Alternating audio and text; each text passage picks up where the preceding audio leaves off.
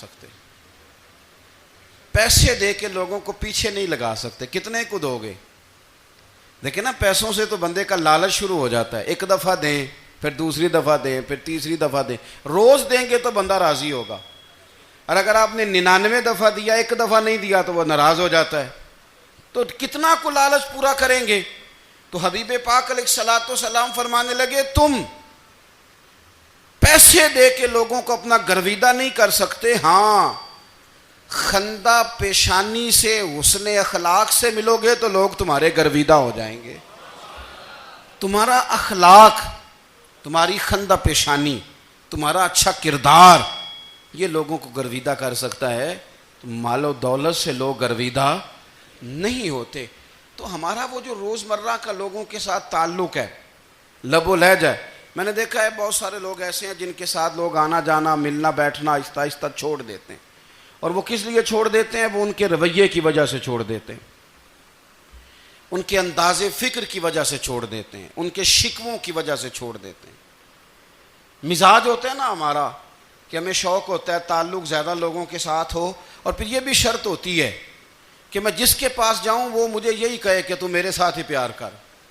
ایک صاحب مجھ سے کہنے لگے کہ یہ میں محفل کراتا ہوں، آپ بھی تشریف لائیں، اور میں 20 علماء کو بلا چکا ہوں، اور بڑے بڑے نامور نام انہوں نے میرے سامنے لیے.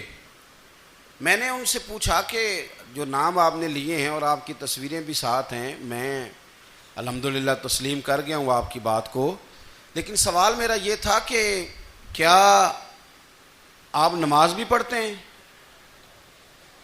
21 علماء کو آپ نے بلایا یا 20 کو بلایا اور بڑے بڑوں کو بلایا، اور مجھے بھی آپ دعوت پیش کر رہے ہیں، تو نمازی بھی آپ ہیں؟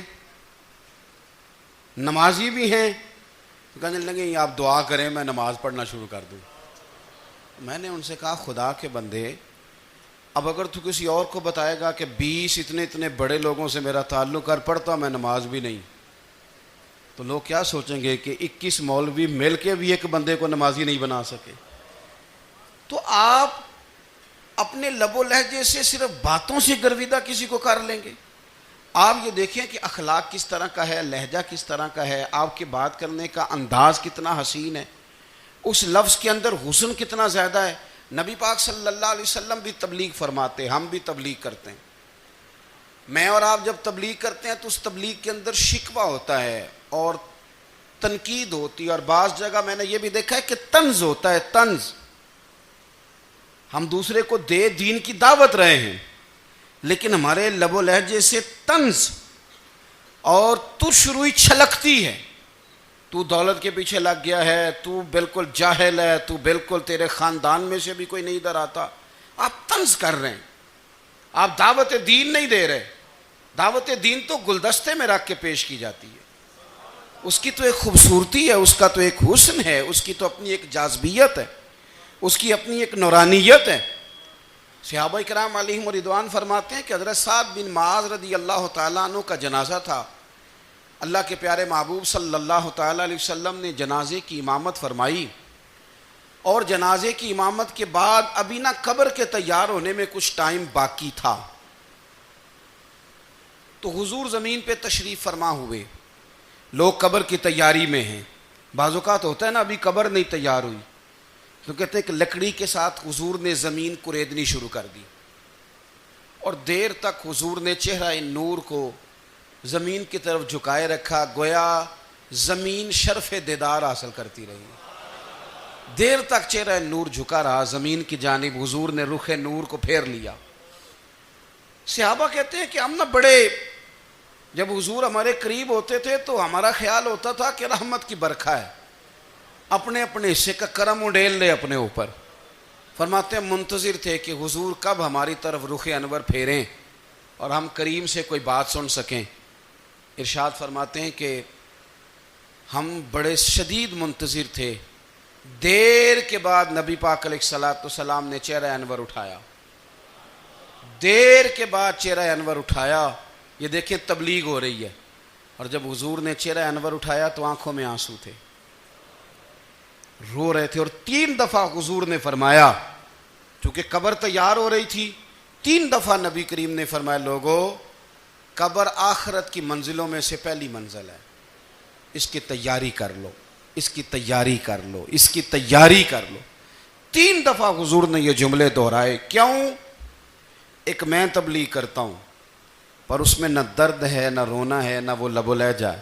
ایک حضور دعوت دے رہے ہیں قبر کی تیاری کی، لیکن اس میں آنسو ہیں، اس میں خاص رغبت ہے غلاموں کے لیے۔ تو اپنی زندگی کے اندر جو ہمارا انداز تکلم ہے، ہمارا انداز گفتگو ہے، میں کہا کرتا ہوں کہ ہم نا دین کے لیے جب کلام کر رہے ہوتے ہیں تو شدت ہوتی ہے ہمارے جملوں کے اندر۔ بعض مقامات شدت کے ہوتے ہیں، آپ جہاد کی بات کر رہے ہیں، ناموس رسالت کی بات کر رہے ہیں، تو کسی جگہ آپ کے لب و لہجے کے اندر شدت کا ہو جانا برا نہیں ہے، بلکہ وہ اچھا ہے۔ لیکن میرے عزیز، ہر وقت ہی کچھ لوگ تلخ ہیں، انہیں کسی وقت بھی آپ ان سے ملاقات کر لیں وہ لوگ آپ کو پریشان ہی نظر آئیں گے۔ حضرت سیدنا عبداللہ ابن عمر رضی اللہ تعالیٰ عنہ روایت کرتے ہیں کہ نبی پاک صلی اللہ تعالیٰ علیہ وآلہ وسلم نے ارشاد فرمایا کہ جنت میں ایسے بھی کمرے ہوں گے، جنت میں کچھ ایسے کمرے، کچھ ایسے مکانات بھی ہوں گے کہ باہر کھڑے ہوں گے تو اندر نظر آئے گا، اور اندر کھڑے ہوں گے تو باہر نظر آئے گا۔ یعنی ایک تو تم آئینے لگاتے ہو نا، وہ دیواریں اتنی شفاف ہوں گی کہ اندر باہر سے ان کا حسن دکھائی دے گا۔ حضرت سیدنا مالک اشعری رضی اللہ تعالیٰ عنہ بیٹھے تھے، کہتے ہیں میں نے فوراً عرض کی حضور وہ ملیں گے کس کو؟ وہ جو اتنے حسین گھر ہوں گے کہ دیواریں ہی شیشے کی محسوس ہوں گی، اندر باہر سے حسن کے جلوے دکھائی دیں گے، حضور وہ ملیں گے کسے؟ تو اللہ کے پیارے محبوب علیہ السلام نے فرمایا وہ اس کو ملیں گے جو گفتگو اچھی کرے گا، جو گفتگو اچھی کرے گا، لب و لہجہ اخلاق والا ہوگا، گفتگو اچھی کرے گا، لوگوں کو کھانا کھلائے گا، اور جب لوگ سو رہے ہوں گے تو وہ اٹھ کے اپنے رب کی عبادت کرے گا۔ اس شخص کو وہ مکانات ملیں گے جن کی دیواریں آئینے کی مانند ہوں گی، جن کا حسن تازہ ہوگا، جن کو اللہ تبارک و تعالیٰ نے اپنے فضل سے مزین کیا ہوگا، سنوارا ہوگا۔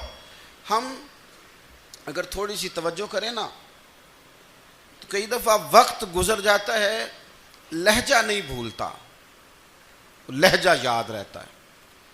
آپ تو 2 منٹ کے لیے غصے میں تھے نا، تو آپ نے کوئی بات کر دی کسی غریب کو، کسی شخص کو، آپ غصے میں تھے، آپ نے کہہ دیا، اس بیچارے نے سن لیا، لیکن وہ باتیں اسے سونے نہیں دیتی، بار بار یاد آتی۔ کوئی آپ کے ساتھ تلخ کلام کر دے نا، کبھی تلخ گفتگو کر دے، بندہ جب سامنے آتا ہے وہ باتیں یاد آ جاتی ہیں، تکلیف ہوتی ہے، اور وقت گزر جاتا ہے۔ لڑائیاں ہمیشہ چل نہیں سکتی۔ لڑائی کتنی دیر کی ہوتی ہے؟ 1 دن کی، 2 دن کی۔ قتل بھی ہوں تو اگر قاتل کو پھانسی بھی ہو جائے تو پھانسی کے بعد بالآخر لڑائی تو ختم ہو ہی گئی نا۔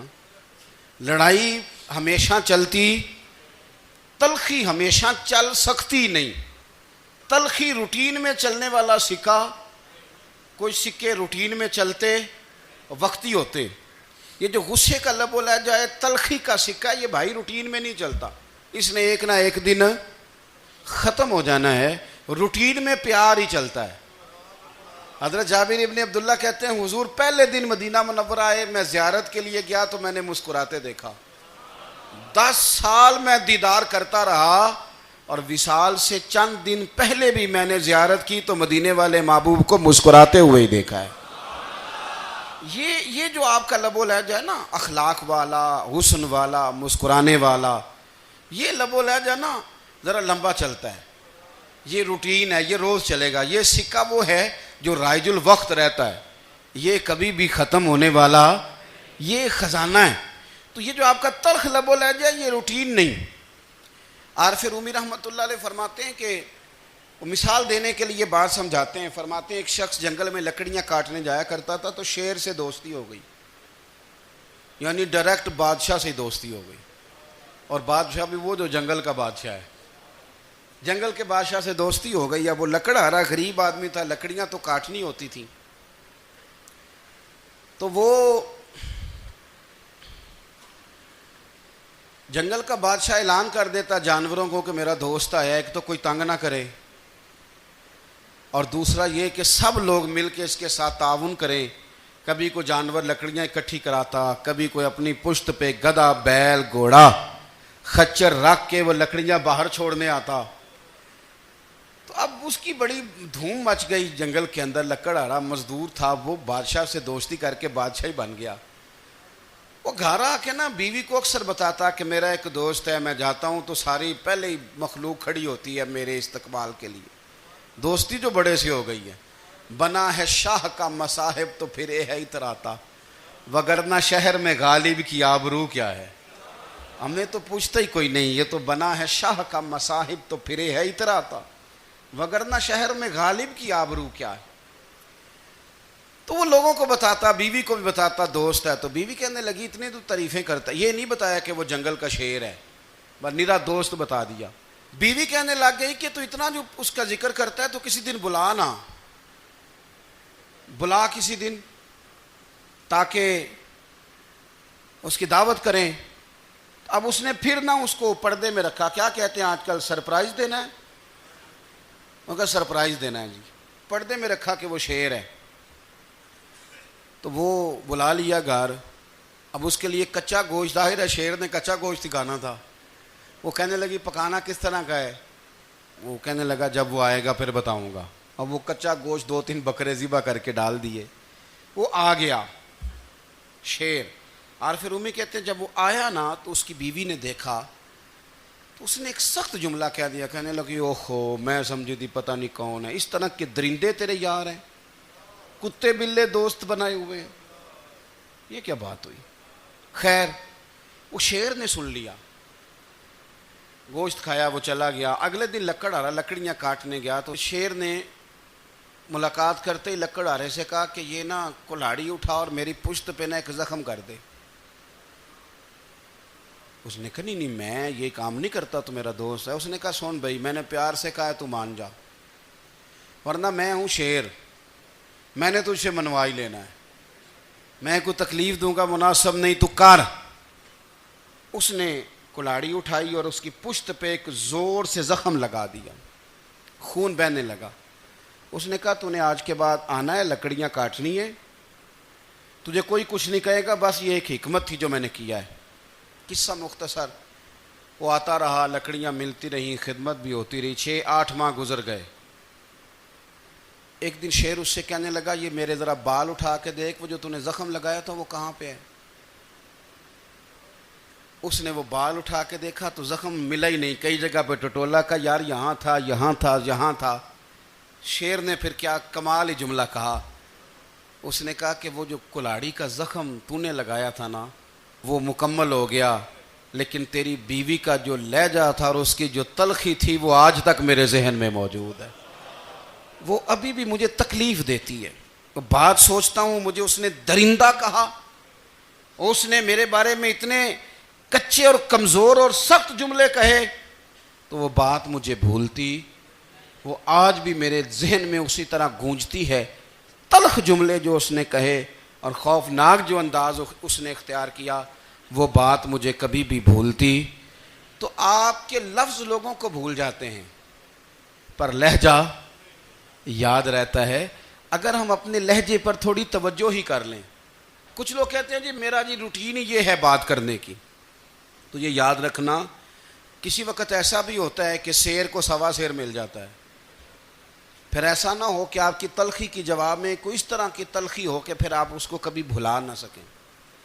ہمارے ہاں نا یہ دور تیزیاں دکھانے کا دور ہے، کچھ لوگ ضرورت سے زیادہ تیزی دکھانے کی کوشش کرتے ہیں، ان بیچاروں کا کبھی کبھی اتنا سخت نقصان ہوتا ہے کہ ان کو ان سے بھی کئی گنا تیز بندہ مل جاتا ہے، وہ کسی ایسی جگہ جا کے بیچارے الجھ جاتے ہیں جہاں سے واپسی کا راستہ نظر نہیں آتا۔ حضرت ہانی رضی اللہ تعالیٰ عنہ اپنی قوم کے ایک وفد کے ساتھ نبی پاک صلی اللہ علیہ وسلم کی بارگاہ میں حاضر ہوئے۔ نبی پاک علیہ السلام نے ان کی ساری باتیں سنی، تو ان میں سے ایک شخص نے عرض کی یا رسول اللہ صلی اللہ علیہ وسلم، میں نا زیادہ باتیں نہیں یاد رکھ سکتا، حضور میں شاید کمزور حافظے والا ہوں، زیادہ باتیں نہیں میں یاد رکھ سکتا، حضور مجھے کوئی ایک ایسی بات آپ ارشاد فرما دیں کہ میں عمل کروں تو پھر جنت میرا مقدر بن جائے۔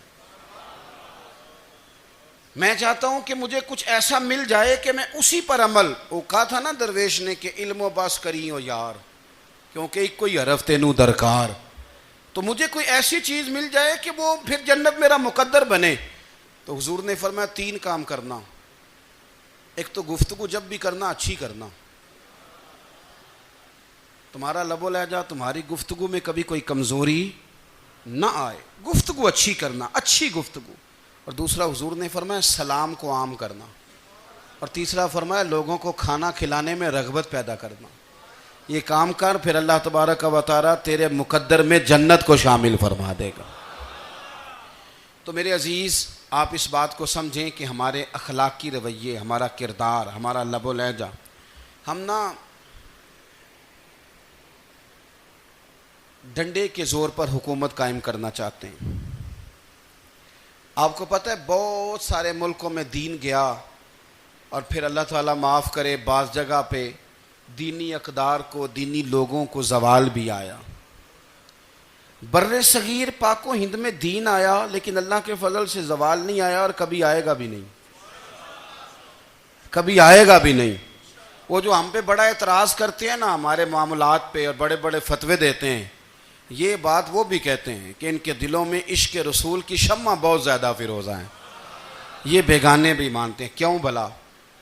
اس کی وجہ سمجھیں، ہمیں جو دین پڑھایا ہے وہ صوفیاء نے پڑھایا ہے، اور صوفی جو دین پڑھاتا ہے نا اس کا لب و لہجہ میٹھا بڑا ہوتا ہے، اس کے لب و لہجے میں اخلاص بڑا ہوتا ہے، اس کے لب و لہجے میں للہیت بڑی ہوتی ہے، تلخی نہیں ہوتی۔ تو وہ دین پڑھاتے نہیں، وہ گھول کے پلا ہی دیتے ہیں۔ انہوں نے نا لوگوں سے پیار ڈالا، لوگوں کی ان کے ساتھ محبت ہو گئی، پیار ہو گیا، پھر انہوں نے میٹھے انداز میں لوگوں کو دین سمجھایا، ان کو اچھے طریقے سے اچھے لب و لہجے میں دین کی اور خیر کی باتیں ان تک پہنچائیں۔ اس کا فائدہ یہ ہوا میرے عزیز کہ لوگوں کی روحوں تک دین اتر گیا ہے۔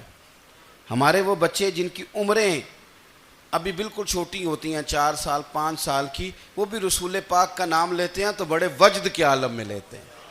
کیوں؟ اس لیے کہ ہمارے بزرگوں نے ہمیں اچھے طریقے سے، اس لیے نبی پاک صلی اللہ تعالیٰ علیہ وسلم نے فرمایا کہ حسن اخلاق والا آدمی اپنے اخلاق کی بنیاد پر نفلی روزہ رکھنے والوں اور رات کو قیام کرنے والوں سے زیادہ فضیلت حاصل کر لیتا ہے، اس لیے کہ اس کا اخلاق، اس کا لب و لہجہ، اس کا انداز، اس کی گفتگو، وہ جو گفتگو اس کی ہوتی ہے وہ اتنی میٹھی ہوتی ہے کہ لوگوں کے دل نہیں ٹوٹتے، بلکہ بعض اوقات اس کی گفتگو کی وجہ سے جو غم زدہ آدمی ہوتا ہے اسے سکون مل جاتا ہے، اسے تسلی۔ دیکھیں، انسان نے انسان رہنا ہے، اس نے نہ فرشتہ بننا ہے معاذ اللہ، نہ اس نے خدا بننا ہے، اس نے انسان رہنا ہے، لیکن وہ کچھ بھی نہیں کسی کا سنوار سکتا، صرف اتنا ہے کہ اگر آنے والے کی وہ صرف اشک شوئی کر دے، بات توجہ سے سن لے اور جاتے وقت 2 جملے تسلی کے بول دے، اور اس کے جو بول ہوں وہ ذرا میٹھے ہوں، میٹھے، ککھ سواد نہیں مشری اندر، اساں کھنڈاں وی چکھ ڈٹھیاں پر انہاں ساریاں شیواں نالوں گلاں سجن دیاں مٹھیاں۔ اگر انداز تھوڑا سا شستہ ہو، انداز تھوڑا سا ٹھیک ہو، لب و لہجہ تھوڑا سا ٹھیک ہو۔ اب ہمارے جو جدید اسکالر آئے ہیں وہ کہتے ہیں باڈی لینگویج۔ باڈی لینگویج کیا ہے؟ نہیں، آپ نے کچھ بھی نہیں کہا لیکن کسی بندے کی طرف دیکھ کے نا آپ تنزن ہنسے ہیں، صرف تکلیف ہوتی ہے کہ نہیں؟ تو آپ نے بات تو کی کوئی نہیں، اس کا مطلب ہے لفظوں کا نہیں، لہجوں کا بھی اثر ہوتا ہے، لہجوں کا بھی اثر ہوتا ہے۔ جو لہجے ہوتے ہیں یہ بڑے دیر پا ہوتے ہیں، ان کے اندر بڑی مسکراہٹ ہوتی ہے، ان کے اندر بڑا پیار ہوتا ہے، اور آپ ترشروح ہو کے جب کوئی کام کرتے ہیں، سخت ہو کے کوئی کام کرتے ہیں، تو پھر اس کے اندر حسن نہیں رہتا، خوبصورتی نہیں رہتی۔ نبی پاک علیہ السلام کا فرمان سنیں، میں بات کو سمیٹوں، کلیجہ ٹھنڈا کرتا ہے۔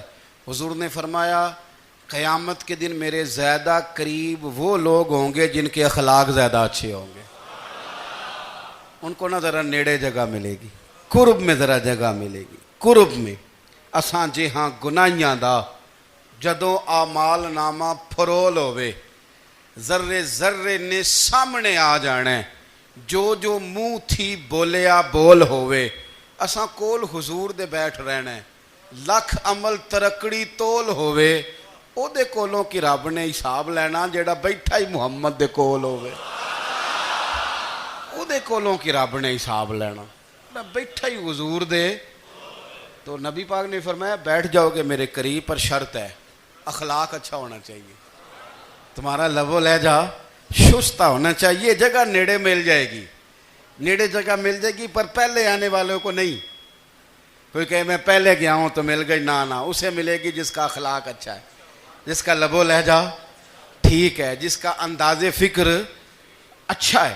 اور ان کا جواب پتھر سے دینا بھی چھوڑ دیں، بس تھوڑا سا اپنے سٹائل میں نرمی لائیں، انداز میں نرمی لائیں۔ کئی دفعہ آپ صحیح بات بھی کرتے ہیں لیکن وہ لہجہ ٹھیک نہیں نہ ہوتا تو صحیح بات بھی قابل قبول نہیں ہوتی۔ ویسے ایک بات عرض کروں، اگر روز کی بنیادوں پہ جس طرح تھوڑی سی واک کرتے ہیں تو روز کرنی پڑتی ہے نا، روز کرنی پڑتی ہے، تو کوئی بھی آپ ڈاکٹر کے پاس جاتے ہیں تو وہ دوائی بتائے تو روز کھانی پڑتی ہے، پرہیز بتائے تو روز کرنا پڑتا ہے، تو تھوڑا سا نا لب و لہجے پہ بھی توجہ دیں۔ جس طرح منہ روز دھوتے ہیں نا، دھونا ہی پڑتا ہے، تو اسی طرح اگر تھوڑا سا لہجہ بھی دھونا شروع کر دینا۔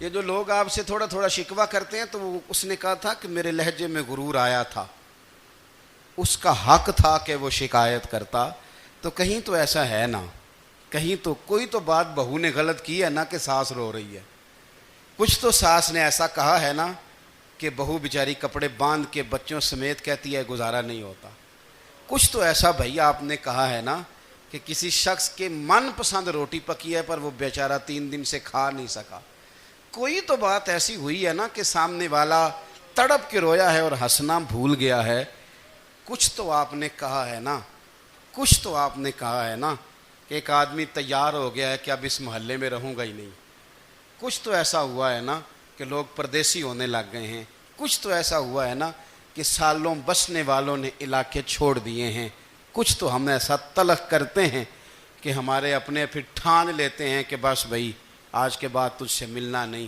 اس کا مطلب یہ ہے کہ تھوڑی دیر کا صرف لب و لہجے کا سخت ہونا اگر ہم ٹھیک کر لیں تو ہو سکتا ہے ہمارے دائیں بائیں والے بہت سارے لوگ سوکھ میں آ جائیں، پیار میں آ جائیں، ان کو تھوڑا اطمینان ہونے لگ جائے، اپنے لہجوں پر، اپنے اٹھنے بیٹھنے پر، میل ملاپ پر تھوڑی توجہ دیں، تھوڑا سا خیال کریں۔ اللہ کے حضور دعا ہے مالک کریم سمجھنے کی توفیق عطا فرمائے۔